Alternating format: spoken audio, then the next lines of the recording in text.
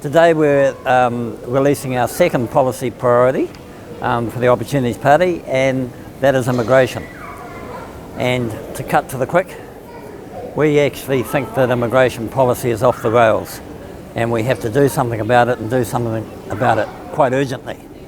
So let me sort of explain where we're coming from. I mean, New Zealand is an amazing place to live. I think, I go all around the world and every time I look back, I think, those Kiwis, well, us Kiwis, we just don't know how lucky we are. So I think you can conclude, really, that the demand for people to come and live in this country is actually infinite. We're a tiny country and everybody wants to come and live here. But if they all came to live here, there's a bit of a problem, right? So that's why we have an immigration policy. And in the past, the immigration policy has been quite easy to understand. It basically is, if you're going to add to the standard of living of New Zealanders, then welcome. Otherwise, happy for you to visit, but really, we don't need any more people. However, that's all changed. And it started to change in 2003, and it's changed because politicians have interfered with the immigration strategy in no uncertain terms. And what we're finding now is that some of these firms, some of our best firms who are really searching for talent, like this one, like Weta, for example, behind me here, I mean, they just can't get it. They just can't find it, and it's not coming across the border. Xero's the same with developers and programmers. Trade Me actually is the same. I mean, I can just go on and on. So how on earth is that actually happening? That we've got this situation where the best firms can't get the talent here, and yet immigration is at an all-time high. Who are these people that are now coming in under our immigration policy, the foreigners? So what I'm talking about today is not humanitarian immigration. That's a different issue. And it's not obviously New Zealanders coming back and forth. That's a different issue. I'm talking about economic migrants. Who are we letting in now if, we're finding that our top companies still can't get talent? And the reason it's all changed is that the governments, successive governments, started in 2003 this, have changed the criteria for immigration, for the worse, I've got to say. So there's two things they've done. The first is they have brought in these, what do you call them? Visitor working visas. So tourists now can work here for a year, and then they can study for a further 6 months. Some of the countries actually, like Canada, they can work here for even longer than that, 2 years, and they can study for a year. So those are all reciprocal arrangements with other countries, so, that's fine. There was a bit of a problem in that if we talk, say, about the UK, I mean, there's 60 million people there, so they've got a lot more people wanting to do OE here than we have there. So we get a hell of a lot of people coming through. But as a generalisation, that sort of change, I think, probably has been for the better. We have, these people working their way around New Zealand. They've got to have $4,000 or something to come. So they've got some self-sufficiency, but they'll man hotel, be hotel staff, or they work in cafes. And when I go and talk to employers in those sectors, they generally say, this is fantastic. These guys are so good. And they can come, they come and go. We're not tied with them with contracts, they go forever. It's actually really good for us. And I'm pretty relaxed about that, and as long as it's subject to two tests. One is they're not displacing New Zealand labour from those jobs. I mean New Zealand labour of comparable quality. There was a bit of evidence that that's happening in the hot tourist spots, that Kiwis are getting locked out. We don't want Kiwis locked out. I have to, and you, we have to pay bills. It's called unemployment benefit. So we actually don't want that, but there's not much of it. The second thing is they could suppress wages.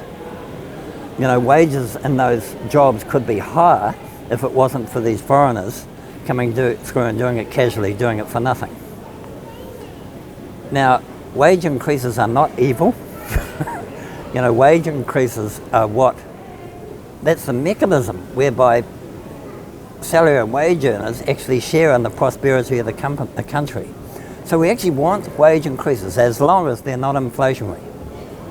Once they become inflationary, then it's self-defeating.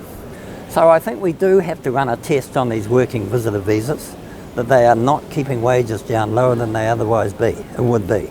Because that, if they're doing that, then what's the government got to do?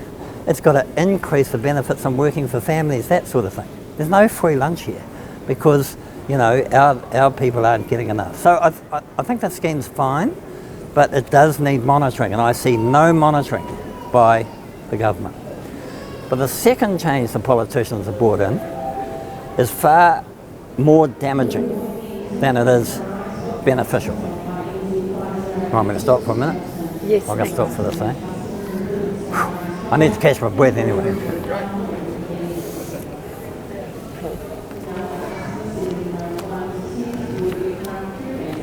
You on 1 to 10? No, sorry.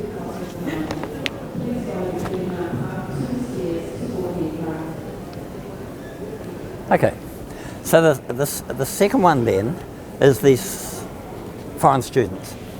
And the government has relaxed the conditions on foreign students enormously, to the extent I suggest to you that it's actually doing damage. And what they've done is they've said to the Immigration Department, we want you to award 60 points out of the 160 that it takes for somebody to be eligible for residency. We want 60 of those points to be given to people who are already here. So that's an enormous incentive for people to come here who want to apply for residency, to come here first. They get 60 of their 160 points. So students, for example, I'll give you the method for why they're doing this.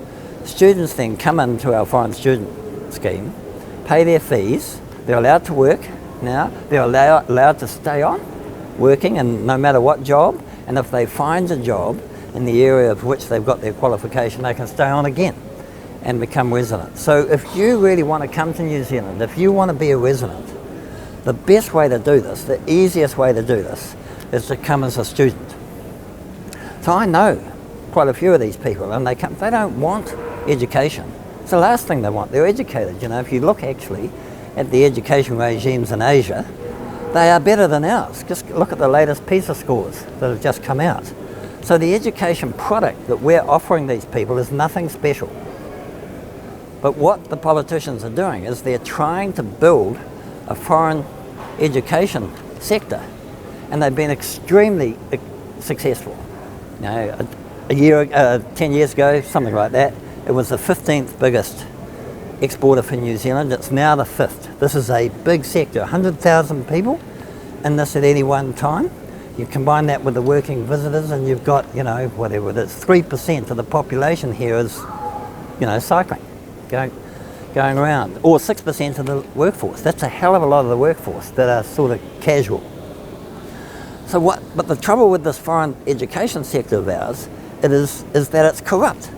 It might be the 5th biggest sector in the country, but it is corrupt from beginning to end. So you've got organised crime organising the arrangements at the Indian end. You've got polytechs in New Zealand so desperate for this money that they're tweaking the results so that they can get these foreign students in for another year and collect the do-re-mi. You've got banking arrangements that are in trouble with the fraud office. And of course, they're working as well while they're here.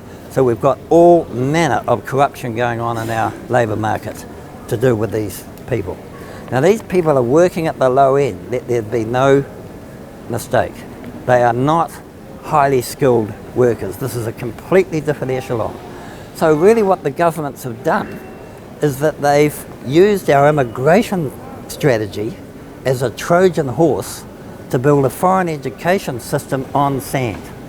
It's not only corrupt from beginning to end, it's actually not sustainable. It's only sustainable so long as the immigration rules give 60 points to people who are already here.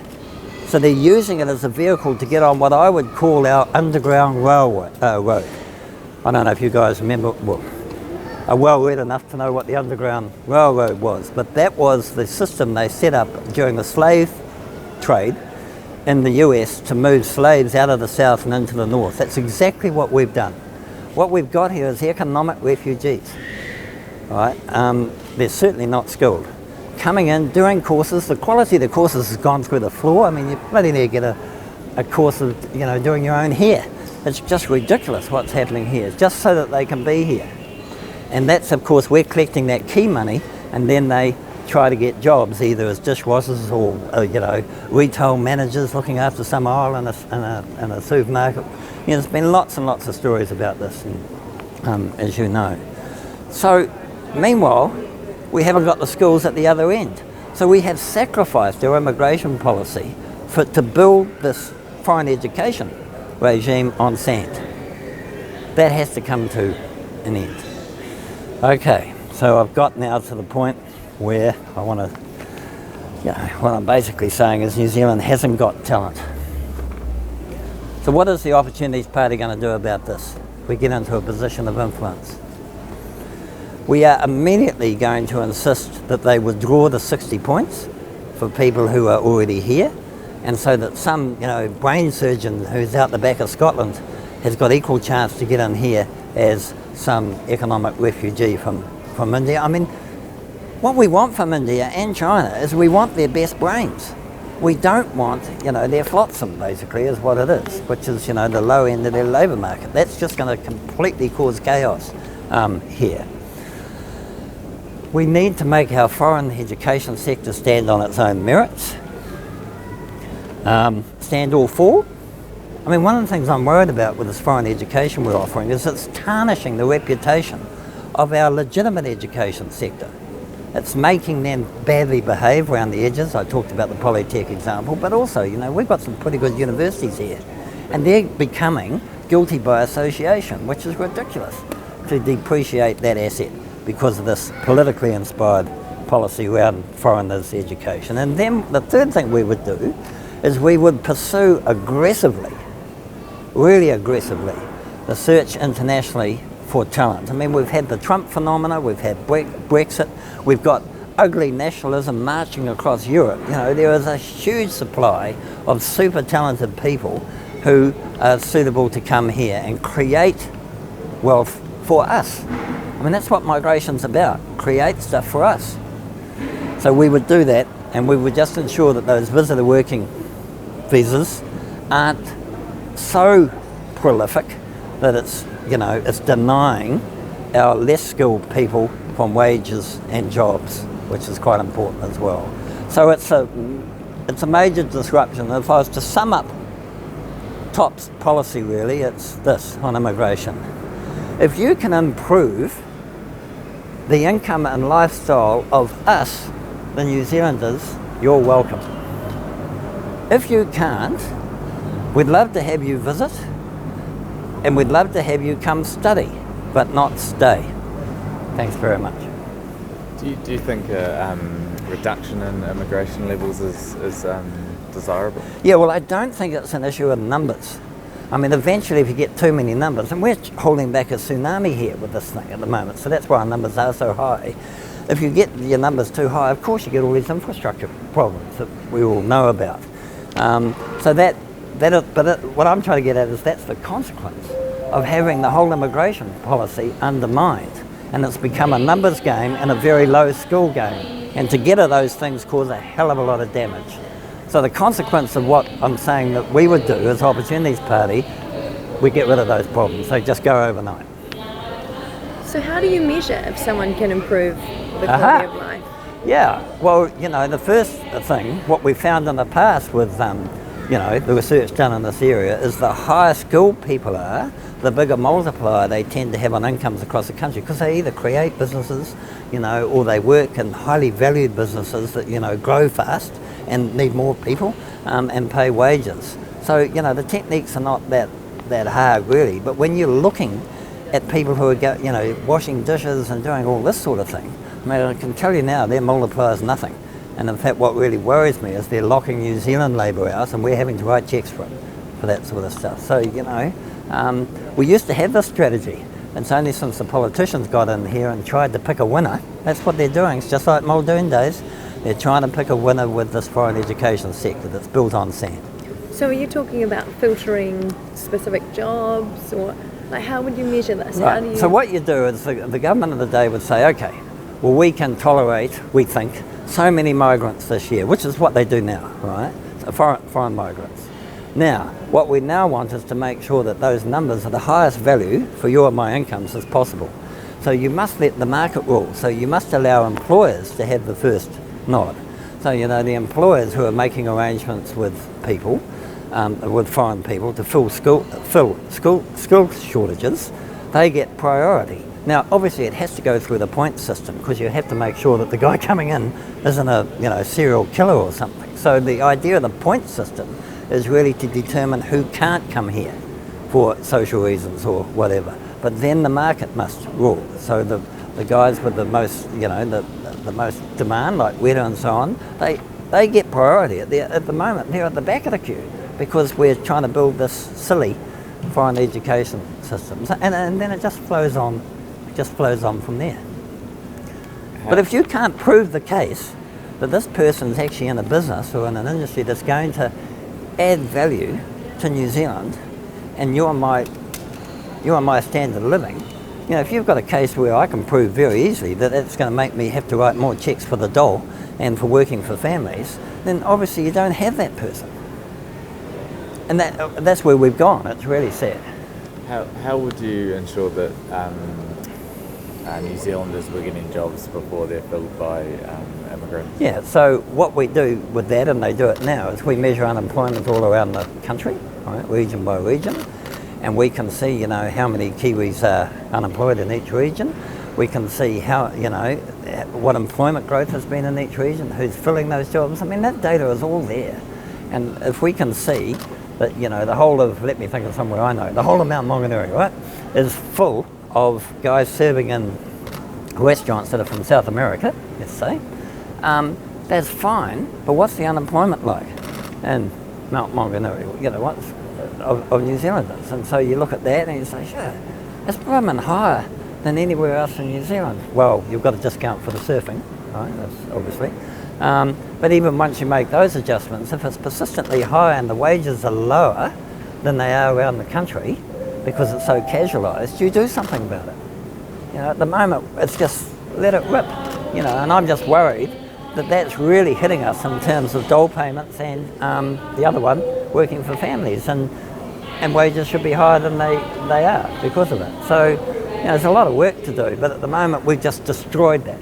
We used to have this for decades and decades, and these politicians have become so ambitious to build, pick a winner and build this foreign education sector that they've corrupted our immigration strategy as a result.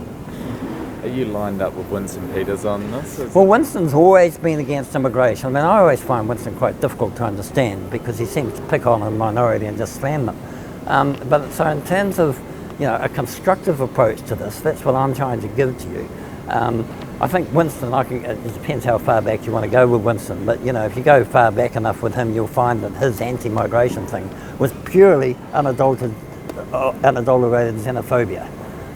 Obviously, I'd struggle with that, right? I have a rationale as to how we build a migration policy. We want migrants. Absolutely, we want them. I mean, 25% of this workforce weren't born in New Zealand. We definitely want them, but there's migrants and there's migrants. And, economic refugees coming in disguised as migrants are not what we want. Great. Thanks, Gareth. That's everything. Bye, guys. Thank you. Cheers.